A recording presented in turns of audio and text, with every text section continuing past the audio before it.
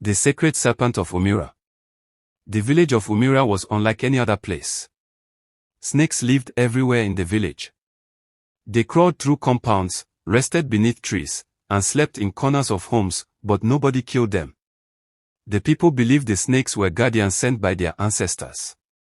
The snakes were sacred. If someone accidentally killed a snake, the entire village gathered for a funeral. They cried, prayed, and buried the snake like a human being. But intentional killing was different. Intentional killing by a stranger was the worst abomination of all. Kelechi brought Amora home on a Wednesday afternoon. She came from a distant region where people killed snakes without a second thought. Kelechi had spent most of his life in the city studying and working. He barely remembered the old village customs. He forgot to warn Amora about the snakes. His parents welcomed her warmly. His mother prepared her best soup with fish and vegetables. His father asked about her family and her work. They laughed together that evening, and Amora felt happy. These people, she thought, would be good in-laws. She woke early the next morning, eager to help with housework. She found a broom by the door and began sweeping the compound as the sun crept into the sky. That was when she saw it, a thick brown snake coiled near the wall. Amora did not hesitate. She spotted a machete leaning against the wall, grabbed it, and struck the snake hard.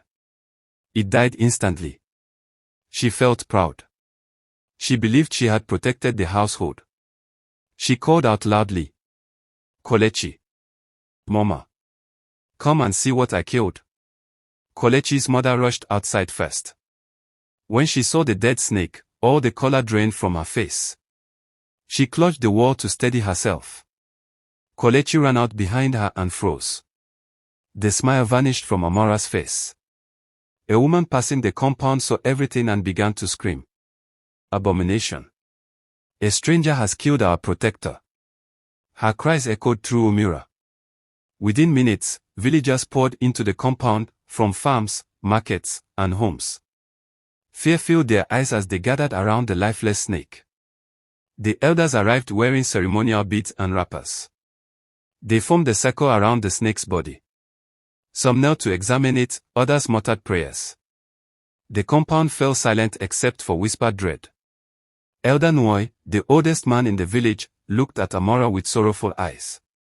He turned to the other elders and slowly shook his head. They all understood. A stranger had intentionally killed a sacred snake.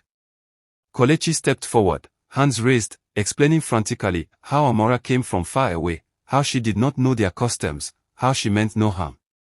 The elders barely looked at him. The snake was dead. The machete was in her hand. The case was clear. Elder Nwoi gave the order. Amora was taken into custody and held near the shrine of the chief priest until a decision could be made. Kelechi tried to block their path, but 4 men restrained him. His mother clung to him, begging him not to make things worse. Amora looked back at him with terrified eyes as they led her away. The elders went to the sacred shrine at the edge of Umira. The chief priest awaited them inside. Hours passed. Kelechi sat with his head in his hands. He had lived in the city, studied at university, worked with computers and modern ideas. He had forgotten how deeply the old beliefs ran. He had forgotten that these traditions were laws people lived and died by. At dusk, the elders emerged. The chief priest came last, holding white chalk and a staff. The verdict was final. The gods demanded sacrifice. Amora must die. If she lived, drought would strike the farms, sickness would visit homes, and death would follow their children. Kelechi begged. He offered a grand funeral for the snake. He promised money, ceremonies, anything. The elders refused. Blood demanded blood. That night, while his parents slept, Kelechi made his choice. He slipped into the darkness and reached the custody house. The guard slept. He freed Amora without a word. They fled through cassava fields toward the main road.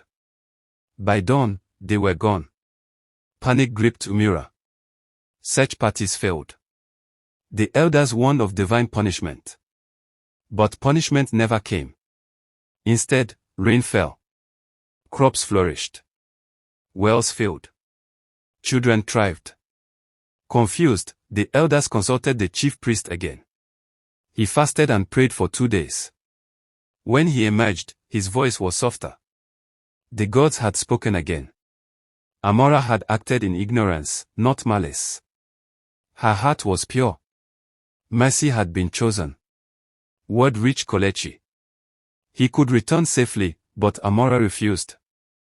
The fear had scarred her. Kelechi returned alone for cleansing rites, then left for good. He married Amora in her homeland, where no one died for killing a snake. Back in Umura, the snakes still roamed freely. Traditions remained. But something had changed. Doubt had entered. And in Umura, that small crack in certainty meant everything. Core moral lessons preserved. Ignorance is not the same as evil. Blind tradition can destroy innocent lives. Mercy is stronger than fear. Cultures must question themselves to grow. Love sometimes. Thanks for watching. Please like, share, comment and subscribe to my YouTube channel.